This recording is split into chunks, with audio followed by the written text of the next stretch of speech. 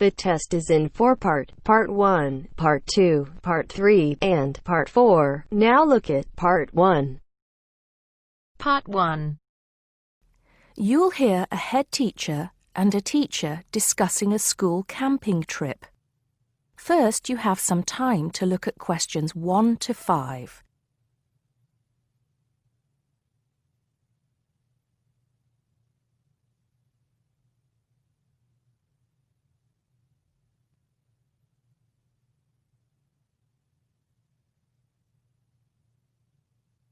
Now we shall begin.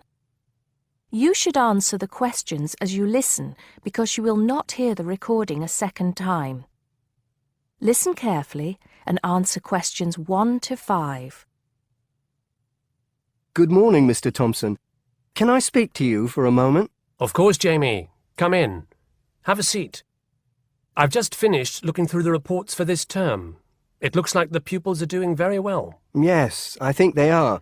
It's all going fine.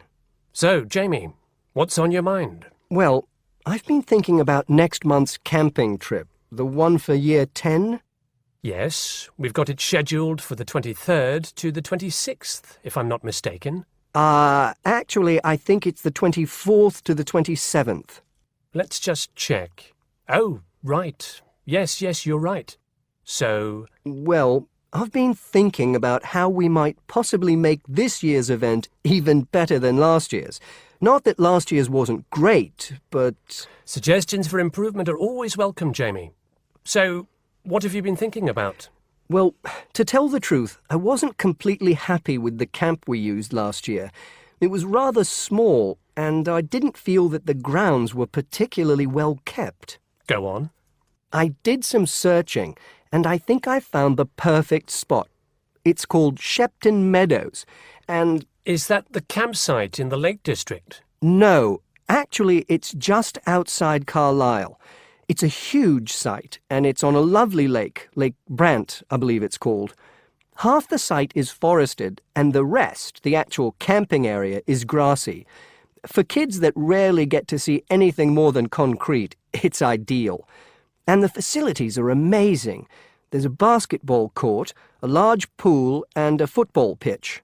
There are well-marked trails through the forest for hiking, and the lake is there for swimming and other water sports. I believe there's even a lifeguard service. That sounds like it might suit our purposes perfectly. Did you happen to find out about availability and cost? Yes, as a matter of fact, I did. I called them yesterday evening, and there are plenty of spots available. And because we're a non-profit organisation, they said they would give me a reduction in the price. If I remember correctly, we paid £5 a head last year. Yes, per night, right? Yes, each child paid £10 for the 2 nights. Well, at this campsite, it's only £4 per night. And they told me that if we had over 50 children, which we do, they could give us a further 10% off. That's very reasonable, isn't it? Well, from what you've told me, I think we should probably go ahead and book. Excellent. I'm sure the children will love it. I'm sure they will. Before you hear the rest of the conversation, you have some time to look at questions 6 to 10.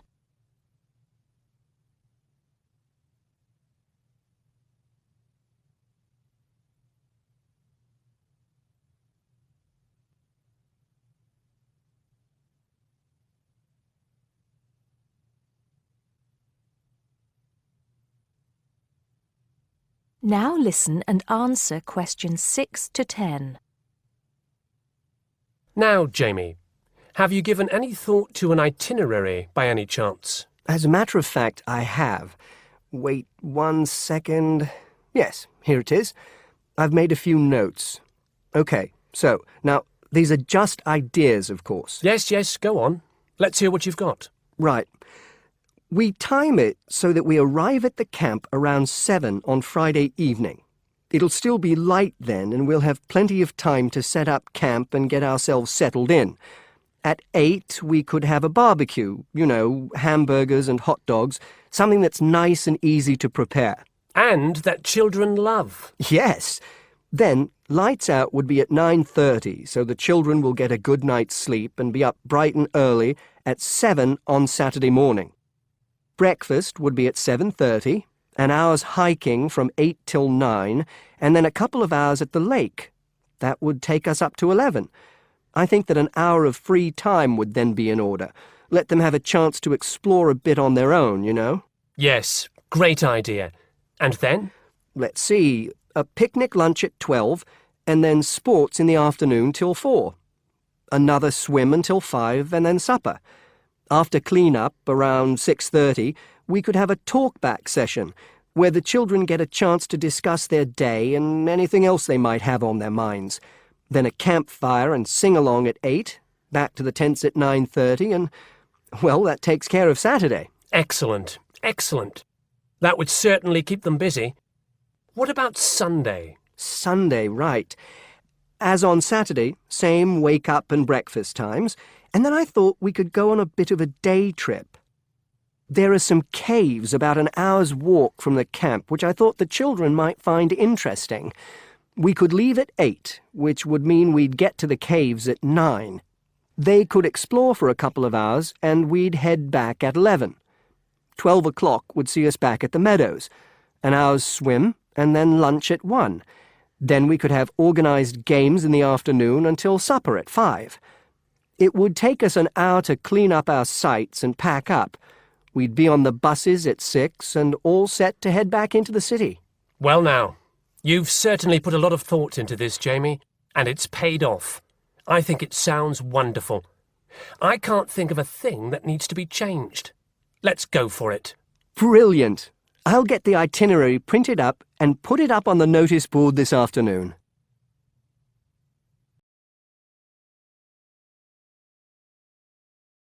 That is the end of part 1. You now have half a minute to check your answers.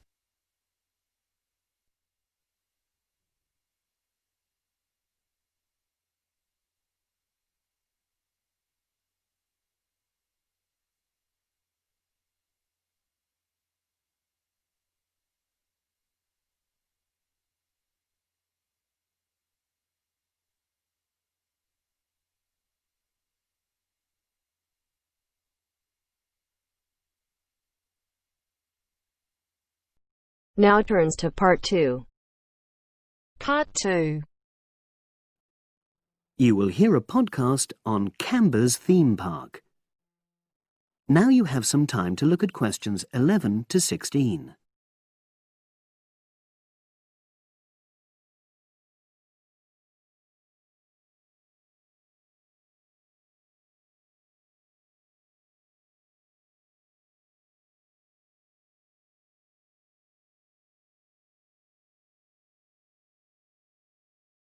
Now listen and answer questions 11 to 16. Welcome to Canberra's Park podcast. In the next few minutes, I'll tell you a little about the park and the amazing things we have to offer. We like to think that Canberra's offers more than other theme parks. Like them, we have a variety of exciting rides for people of all ages, but Canberra's also places strong emphasis on the educational experience for its visitors. Not boring facts, but lots of interactive exhibits. Although it's mainly an outdoor experience, we do have some indoor activities if the weather gets too dreadful. The park's got a lovely, well-established feel, set in 80 acres of beautiful countryside, about 3 miles south of the tourist resort of Dulchester. The park was set up in 1997 by the Canberra family, but then taken over by new owners in 2004, who have maintained the original vision of the Canberras. It has lots of old trees, hundreds of flower beds, and a gorgeous lake.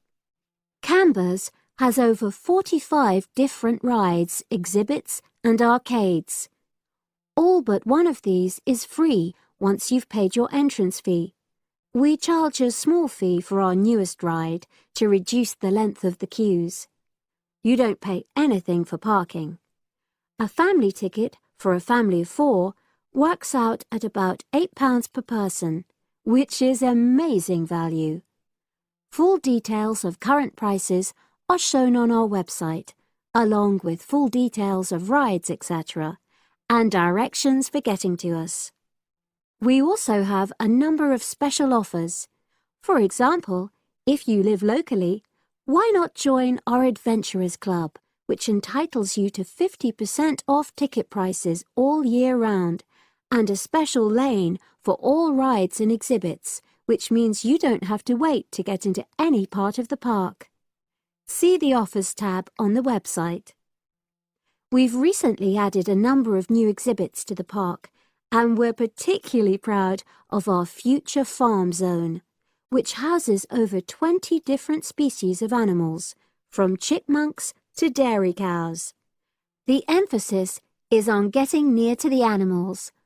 All of them can be petted, and you can buy food for feeding the animals. Many of our younger visitors say that this is the high point of their visit. And speaking of food, don't let the animals have all the fun. We have a total of 7 different catering outlets on the site. We're open 10 to 5:30 all year round, and cold drinks and snacks can be bought at any time during opening hours. And hot food is available most of the day in the Hungry Horse Cafe from 11 until 5, just half an hour before closing time. Now you have some time to look at questions 17 to 20.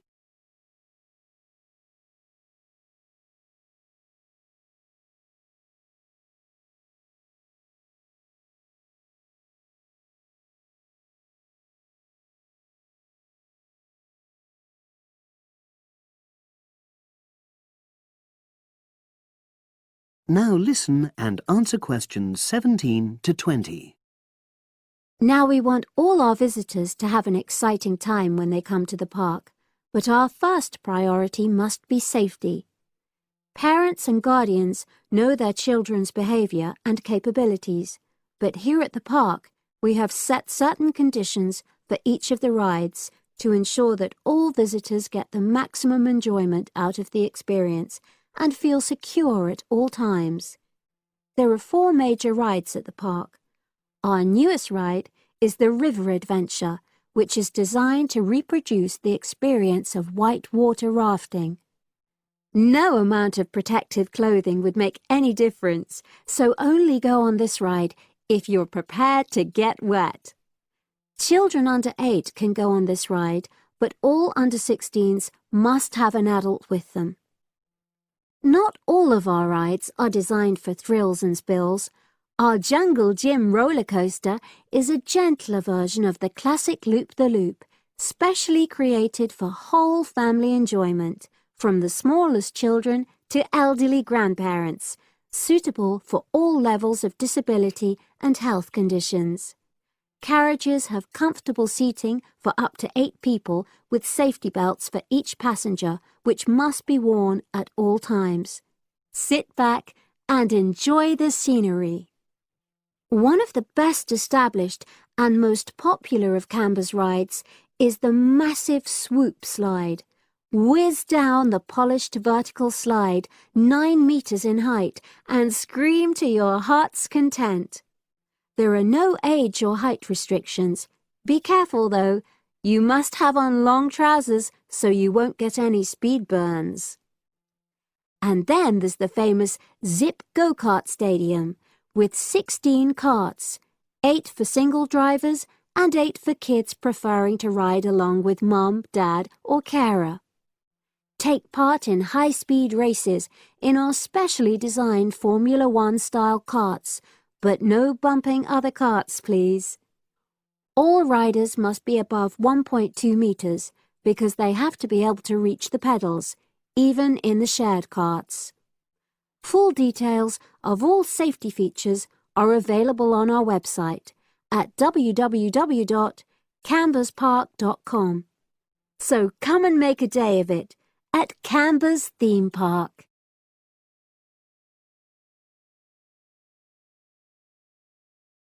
That is the end of part 2. You now have half a minute to check your answers.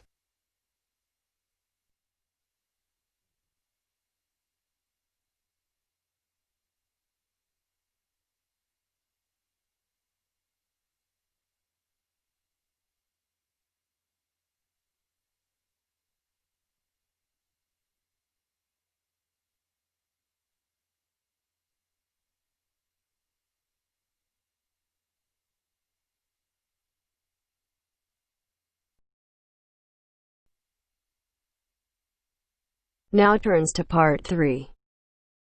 Part 3. You'll hear an interview on job application. First, you have some time to look at questions 21 to 25.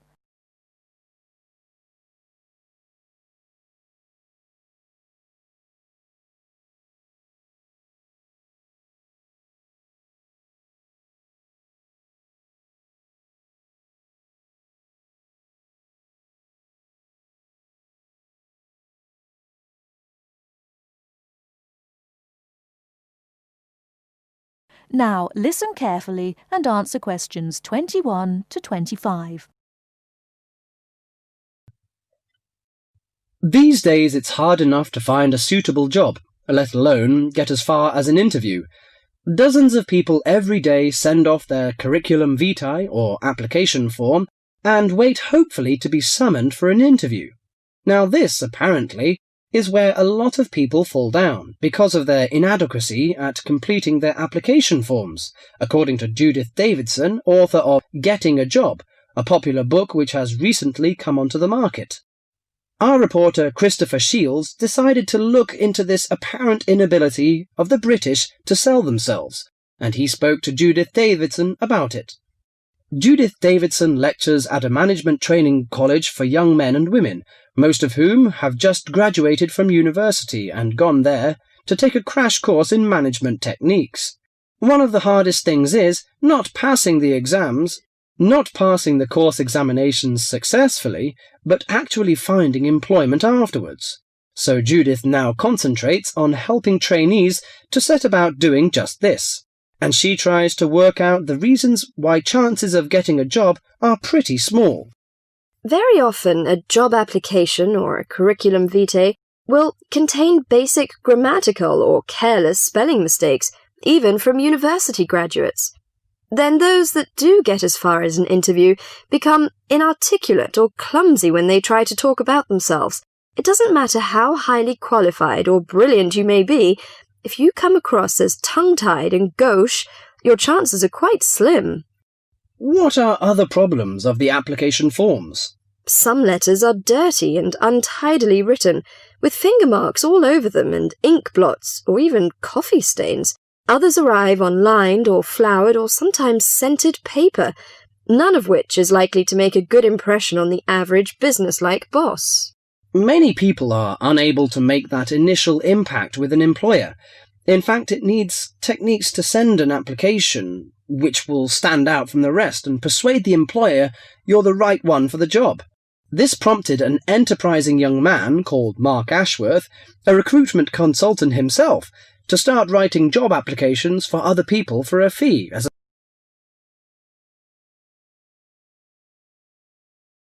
Before you hear the rest of the talk, you have some time to look at questions 26 to 30.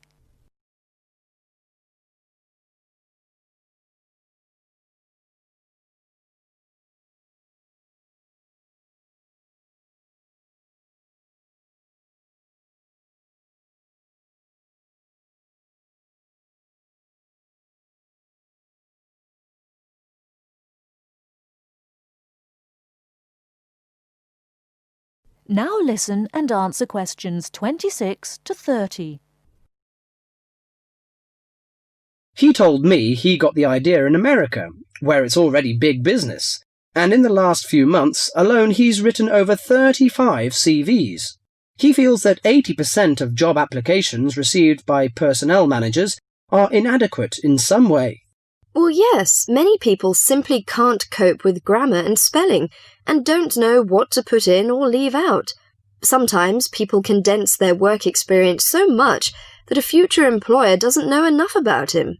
Then, on the other hand, some people go too far the other way. To give you an example, one CV I once received in my recruiting role was getting on for 30 pages long. Mark has an initial interview with all his clients in which he tries to make them think about their motivation. He can often exploit these experiences in the CV he writes for them and shows that they have been valuable preparation for the job now sought. He also believes that well-prepared job history and a good letter of application are absolutely essential. Among the most important aspects of applications are spelling, correct grammar, content, and layout. A new boss will probably also be impressed with a good reference or a letter of commendation written by a former employer. The type of CV I aim to produce depends largely on the kind of job being applied for. They don't always have to be slick or highly sophisticated, but in certain cases this does help. Judith Davidson thought very much along the same lines as Mark. In her opinion, one of the most important aspects of job applications was that they should be easy to read. Many applicants send in letters and forms which are virtually unreadable. The essence of handwritten application is that they should be neat, legible, and the spelling should be accurate. I stress handwritten because most employers want a sample of their future employees' writing. Many believe this gives some indication of the character of the person who wrote it. Some people forget vital things like putting their own address or the date. Others fail to do what's required of them by a job advertisement. Judith believes that job seekers should always send an accompanying letter along with their application forms, stating clearly why their qualifications make them suitable for the vacancy. Personal details have no place in letters of application. I well remember hearing about one such letter which stated, quite bluntly, "I need more money to pay for my flat." No boss would be impressed by such directness. She added that the art of applying for jobs successfully was having to be learnt by more and more people these days, with the current unemployment situation. With as many as 200 or 300 people applying for one vacancy, a boss would want to see only a small fraction of that number in person for an interview. So your application had to really outshine all the others to get you on the shortlist.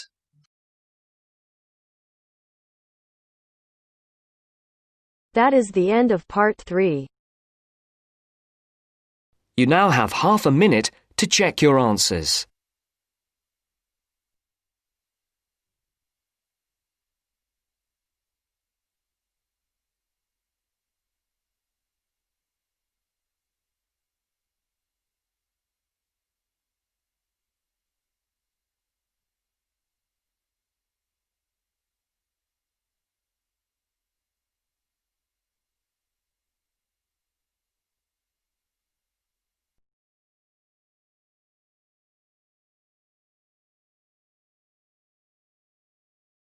Now turns to part 4.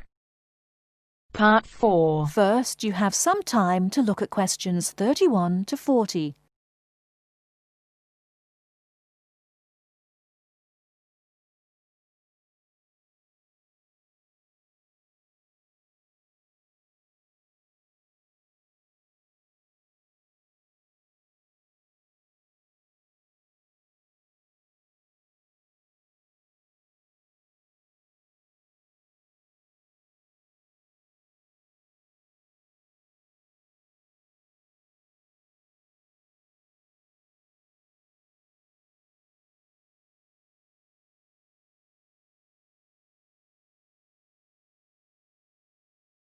Now, listen carefully and answer questions 31 to 40.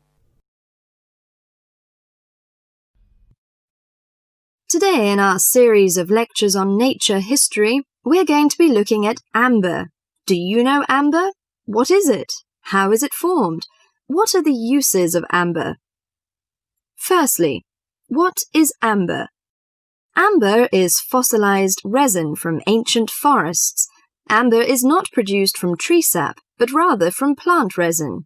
This aromatic resin can drip from trees, trapping debris such as seeds, leaves, feathers, and insects. The resin becomes buried and fossilized through progressive natural changes. Therefore, amber is formed as a result of the fossilization of resin that takes millions of years. Although a specific time interval has not been established for this process, the majority of amber is found approximately 30 to 90 million years ago. You may ask why resin is produced. Although there are contrasting views as to why resin is produced, it is a plant's protection mechanism.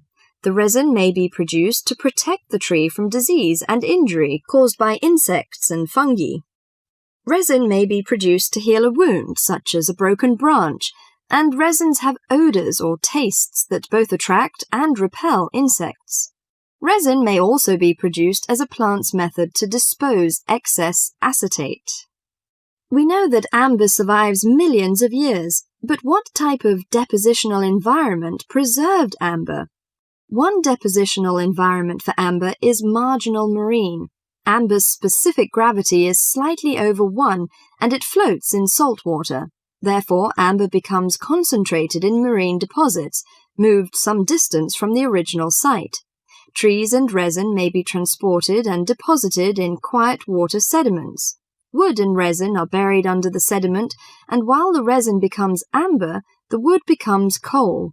Wet sediments of clay and sand preserve the resin well because they are devoid of oxygen. So, as a precious product of nature, what are the uses of amber? In ancient times, amber was used for medicine. Honey was mixed with powdered amber and prescribed for many chronics like asthma, gout, and the Black Plague. It was also used as precious decoration.